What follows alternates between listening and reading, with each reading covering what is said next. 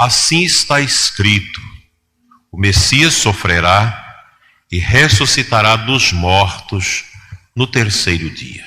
O Senhor esteja convosco, irmãos. Anúncio do Evangelho de Jesus Cristo segundo São Lucas.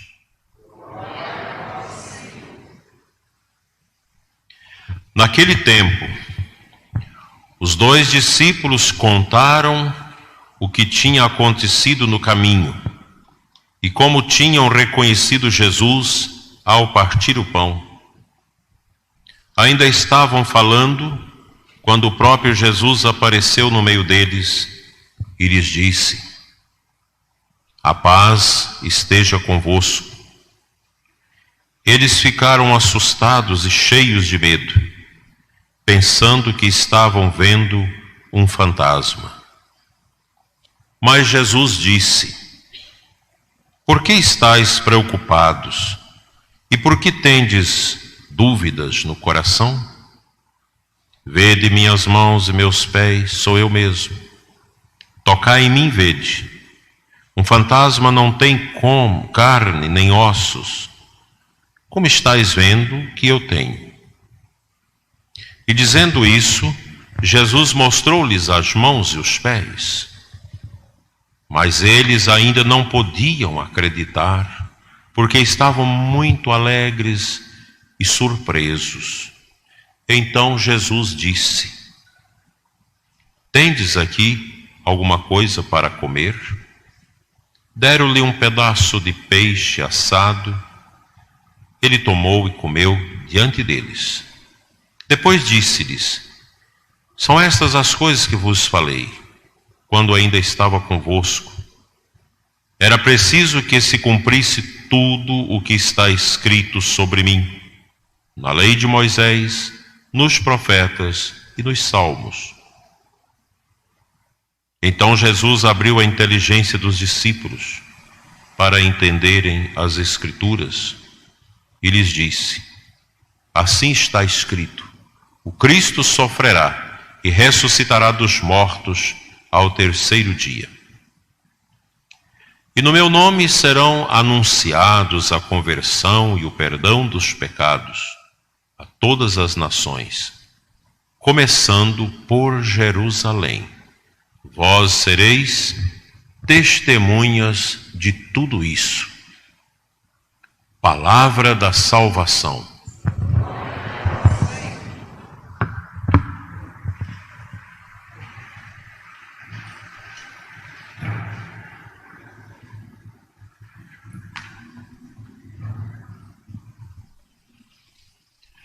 Amados irmãos e irmãs, diletos internautas, nós vivemos nesses dias todos os albores da Páscoa, toda a luz pascal.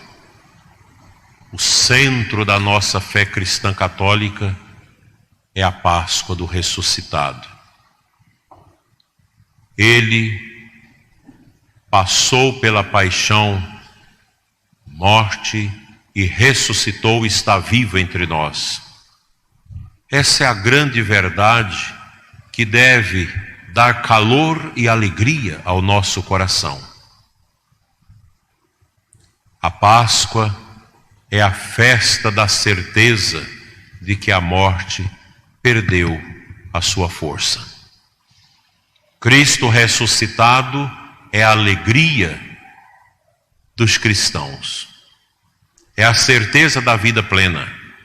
É a força que nos move. É a luz que nos ilumina. Nada neste mundo pode ser mais importante para nós do que Jesus, vivo e ressuscitado. E o conteúdo da nossa pregação, da nossa evangelização, não pode ser outro. Cristo vive. Foi preso, condenado, sofreu a paixão, foi sepultado, ressuscitado, vivo está no meio de nós. E Ele nos move através do seu Espírito, que nós já estamos fazendo a caminhada pascal para celebrar vivamente o Pentecostes. aquele momento efusivo da missão da igreja, dada pelo Espírito Santo. Então, o conteúdo da evangelização é o querigma, é o anúncio. E veja como Jesus, pedagogicamente, ensinou os discípulos, ensinou os apóstolos esse caminho. Após a sua morte horrorosa, deprimente na cruz, no alto do Calvário de Jerusalém, houve uma dispersão dos discípulos, porque é muito difícil acreditar na ressurreição. Não é fácil para que a nossa inteligência possa aderir a esta verdade. Um corpo estrangulado na cruz, jogado no sepulcro, todo machucado, todo ferido, desgovernado e morto. Como esse corpo pode ressuscitar? Como é possível isso? É contra toda a lógica do dia a dia que nós vivemos. É uma irracionalidade você pensar nisso, que este cadáver, todo maltratado, perfurado, vai ressuscitar. Jesus havia preparado os seus discípulos acerca desta verdade, mas eles, tardos no coração, muito fragilizados, não compreenderam e começaram a ver a paixão do Cristo como todas as crucifixões horrorosas que aconteciam no Império de Roma. E já era da cultura da época. Uma pessoa crucificada precisava ter o seu nome anulado, civilmente e também na família. A família que perdia alguém na crucifixão anulava a história, o nome daquela pessoa. E eles partiram com tristeza. Tão bonito este texto do capítulo 24 de Lucas, que fala do caminho de Emaús. Aqueles dois discípulos cabeça baixas, sofridos, voltam para Emaús, decepcionados. Jesus se coloca ao lado deles, eles nem percebem. Era tão certo no coração deles o fracasso da missão de Jesus, que eles já não pensavam na possibilidade dele estar vivo. E Jesus se lhes aparece, anda com eles, explica as Escrituras e se revela a eles no partir o pão. Aqui nós temos uma beleza muito grande. A Eucaristia, a Santa Missa, instituída por Nosso Senhor naquela quinta-feira dolorosa, antes da sua agonia no Getsêmani. Ele institui o sacramento do seu corpo e do seu sangue, a Eucaristia. Ele parte o pão, esse gesto da fractionis panis, da fração do pão, do partir o pão, que nós realizamos no altar antes da comunhão, ele é um gesto profundo. É o Cristo que se nos dá no seu corpo, na sua alma, na sua divindade, através das espécies do pão e do vinho consagradas no seu corpo e no seu sangue. Isso é da nossa identidade católica. Nosso Senhor, ao estabelecer a igreja, que é o mistério do seu corpo ressuscitado, quis deixar a nós este alimento salutar, que perpassa os séculos. A Eucaristia é a força, e vocês sabem disso. A missa é um alimento extraordinário para os católicos. Comungar, assistir à missa, vivenciar o altar no nosso coração, é algo que nos enche, que nos encoraja e edifica a igreja. Quando nós visitamos Jesus na Capela do Santíssimo, e o adoramos, o nosso coração se torna outro, muito melhor. E no Evangelho de hoje, nosso Senhor aparece aos discípulos, aos apóstolos, após aqueles dois retornarem correndo. Nós vimos o Senhor, Ele explicava para nós as Escrituras, Ele partiu o pão e nós o reconhecemos quando Ele partiu o pão. Quando eles estavam dando esta notícia uns aos outros, o Senhor aparece a eles. E vejam a palavra que Jesus diz: a paz esteja convosco. É uma palavra que nós usamos na missa. A paz esteja convosco. E naquele momento, o ambiente é todo compungido pela presença do ressuscitado. Alguns no começo ficaram assustados e pensavam que era um fantasma. Olha que coisa triste. Quantos católicos que têm Jesus como um fantasma, não como um ente real que dá vida aos nossos corações. Quantos que tomam distância de Cristo. O nosso mundo está triste, está nesta doença, nessa pandemia, porque é um mundo que se afasta de Deus. Nós precisamos olhar para este momento nosso sanitário, tão desafiador, como um momento também de provação, de ausência de sentido, para que nós possamos escutar: a paz esteja convosco. Essa palavra de Jesus, que deve entrar no coração dos que estão doentes, dos que estão entubados, das famílias que estão sepultando seus mortos, das pessoas que estão amedrontadas, para que elas se levantem do seu medo, porque o católico, o cristão, não é filho do medo, mas é filho da coragem. Cristo está vivo no meio de nós. Eu posso, meus irmãos, dar esse testemunho de mim. A minha alegria de poder ser um servo, pobre, miserável, com todos os meus pecados, mas que confia no poderio de Jesus. Essa é a nossa esperança. Esperar em mais o quê? Morrendo. Esperar nas pessoas, mas as pessoas também são fracas. Colocar a nossa confiança em nós mesmos? Jamais. Cristo é o nosso tudo.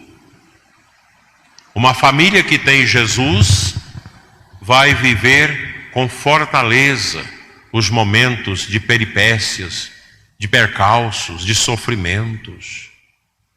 Quem tem o Cristo tem a estrada, porque Ele é o caminho. Quem tem o Cristo tem a luz, porque Ele é que ilumina esse caminho. Quem tem o Cristo precisa ter a humildade e calçar as suas sandálias e subir a escada da esperança. É Jesus que nos dá esta força, é Ele que está vivo no meio de nós. E que bonito este momento do Evangelho, em que o Senhor se aproxima daqueles que estão desolados. Nós não podemos esperar que Jesus venha, nós precisamos estar nele. Nós precisamos ir ao seu encontro a cada dia, a cada momento da nossa vida. Nós somos cristãos. E esta beleza do cristianismo é que nos dá esta graça de vivermos o nosso caminho de purificação. Quando a primeira leitura termina dizendo que nós precisamos arrepender e nos converter para que sejamos perdoados dos nossos pecados, isso é um grande ensinamento. O nosso mundo está mergulhado na obscuridade do pecado. Quantas ofensas ao coração de Deus este nosso mundo tem feito? Quantas? Aborto, desprezo por Deus, fechamento das igrejas, desprezo pela missa. Nós às vezes cometemos isso. A gente precisa se converter, todos. E o Papa tem pedido isso. O Santo Padre, o Papa Francisco, tem falado disso, da necessidade dessa nossa proximidade com Deus, para sermos também próximos uns dos outros. O outro não é meu inferno, o outro é meu irmão.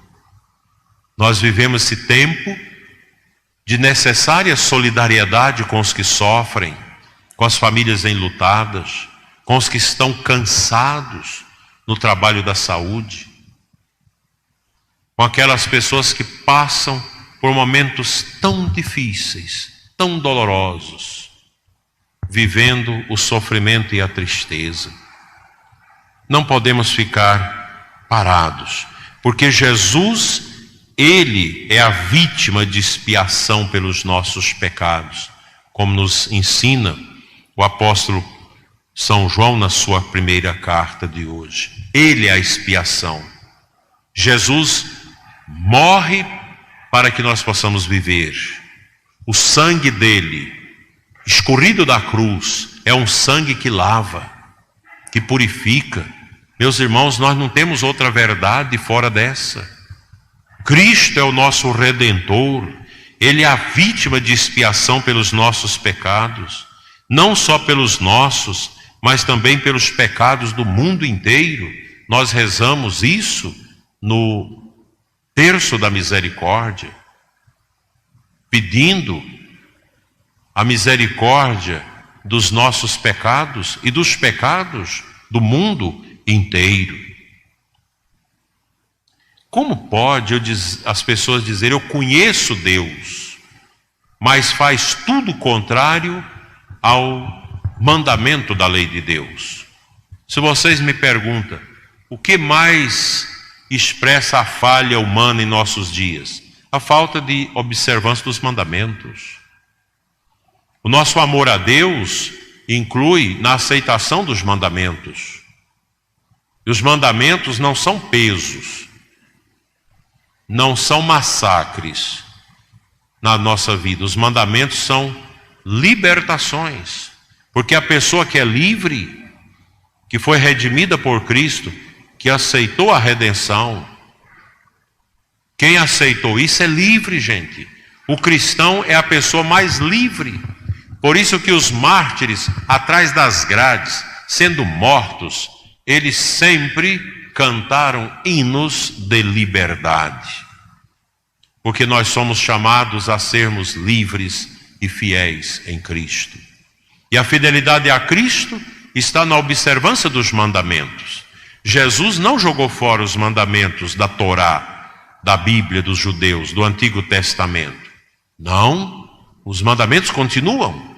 Mas Jesus resumiu para facilitar: ame a Deus sobre todas as coisas e ao próximo como a si mesmo. Isso resume as duas partes dos mandamentos. Aquela parte primeira que é dedicada a Deus e aquela segunda que é dedicada ao próximo. Não é possível uma pessoa dizer eu conheço a Deus, mas não guarda os seus mandamentos. Guarde os mandamentos. Guarde a fidelidade a Deus, porque é isso que nos enche de paz. A vitória nossa está nesta íntima aceitação de Deus na nossa vida e os seus mandamentos. Não podemos fugir a esta realidade. Se eu vivo assim, se como católico vivo bem na minha família, honestamente no meu trabalho, vivo desapegado, não sou uma pessoa atormentada pelo apego, sou contente com aquilo que eu tenho, dedico amor à minha família, à minha igreja, às pastorais, aos serviços na paróquia. Se eu sou uma pessoa fiel, fiel no meu dízimo, fiel na ajuda aos que sofrem, Se eu vivo isso na família, na igreja, na sociedade, se eu procuro ser uma pessoa não melhor do que os outros, mas uma pessoa diferente porque você é cristão. O cristão é diferente dos pagãos. Os pagãos vivem para o mundo. Os pagãos vivem para o carnaval, vivem para a prostituição, vivem para as drogas, vivem para a injustiça, vivem para a desonestidade, vivem para o ódio. O cristão não. O cristão não anda nessa barca furada. Porque o cristão tem os pés na terra, mas o coração já em Deus, no céu. E se a gente procura viver isso, nós podemos alegremente cantar este refrão do salmo de hoje. Sobre nós, Senhor, fazei brilhar o esplendor de vossa face. O esplendor da face de Deus só pode brilhar em mim se eu estiver em acordo com a lei de Deus, com a sua palavra, com seus mandamentos. Deus não habita uma mente estragada pelo pecado que não quer mudar de vida. Porque quem que está lá dentro da mente pecadora, da mente imunda e suja? A carnalidade, as coisas do demônio, do inferno. O pecador, a pessoa imunda, o pagão, ele expulsa de dentro de si a luz que vem do alto. E torna-se uma pessoa apagada na escuridão do pecado. Qual que é a alegria do pagão? São alegrias pequenas de satisfação da carne, dos prazeres, da mundanidade, da bebida, das drogas, do sexo, da jogatina, da pornografia. Só tristeza. As alegrias da carne, gente, são fantasias. Uma pessoa corrupta, ao ser presa, ela dizia: eu já não aguentava mais, eu não tinha mais sossego por causa desses dinheiros. É claro, não tem mesmo. Quem não vive à luz dos mandamentos não tem sossego. A alma que não agrada a Deus, que não faz a vontade de Deus, obedecendo seus mandamentos, se torna uma alma triste, desolada, servindo ao mal, servindo ao demônio. O que o diabo tem para dar de bom para as pessoas? Nada. No demônio é zero de bem. O demônio é 100% mal. Não tem 1% de bondade no demônio. Não existe. O diabo é o pai da mentira, é o infeliz, é o sujo, é o encardido, como dizia o Padre Léo. O demônio não tem nada de bom para oferecer, mas ele fantasia as coisas. Ele é mentiroso, ele é tinhoso, ele é dúbio. E ele tinta as coisas para os jovens, como se o pancadão, se as músicas imundas, se todo esse ambiente ruim dessa falsa cultura, da falsa música que o mundo oferece para os jovens, como se isso fosse bom. Olha para o rosto de um jovem que passa a noite nas coisas imundas. Olha o rosto desse jovem no outro dia. É tristeza, é desolação, é um olho triste, olho de peixe morto, não tem sentido, é horrível. Olha para o rosto de quem passou a noite na oração, na vigília, na adoração. É o rosto de anjo, é o rosto que comunica paz, que comunica luz. Ser cristão, meus irmãos, é isso, é você renunciar essas coisas do mundo e abraçar as coisas de Deus. É isso. Não é difícil. Estou falando isso para vocês, que vocês estão aqui buscando. Nós estamos aqui porque nós estamos nos deixando tocar por Deus. E é bom. A gente vem à missa, você volta leve para casa, a semana anda. Porque um domingo com missa é uma semana na graça. Um domingo sem missa é uma semana sem graça.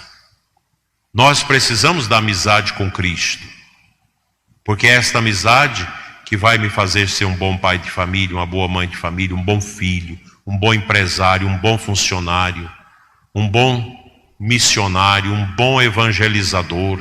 Essa amizade com Jesus, essa amizade com Jesus que vai me garantir o quê? Uma morte feliz no final da minha vida. E veja que nesse tempo da peste, nós temos muitos testemunhos bonitos de pessoas que terminaram a sua vida em santidade, convertendo médicos e enfermeiros pelo seu testemunho no leito de morte. Vamos levar para casa esse apelo do Evangelho de hoje, para que nós sejamos amigos de Cristo. Não vamos ver Jesus como um fantasma, como um peso. Não. Jesus é o meu libertador, Ele me redimiu, Ele me tirou do estertor da morte. Ele está vivo, está dentro de mim através do seu Espírito. E nós queremos ser uma comunidade viva, uma igreja viva, uma igreja amorosa, um povo amoroso, um povo que perdoa, um povo que ama, um povo que zela das nossas crianças. Famílias que cuidam dos seus filhos. Famílias que querem educar essas crianças no caminho santo de Deus. E vocês casados, coloca Jesus no meio de vocês dois. Deixa ele ser esse cimento que une esses dois tijolos, para que vocês vivam o casamento de vocês na santidade, no amor. Vocês namorados, noivos, coloca Jesus no namoro, no noivado. Tudo vai dar certo, porque com Cristo nós faremos proezas.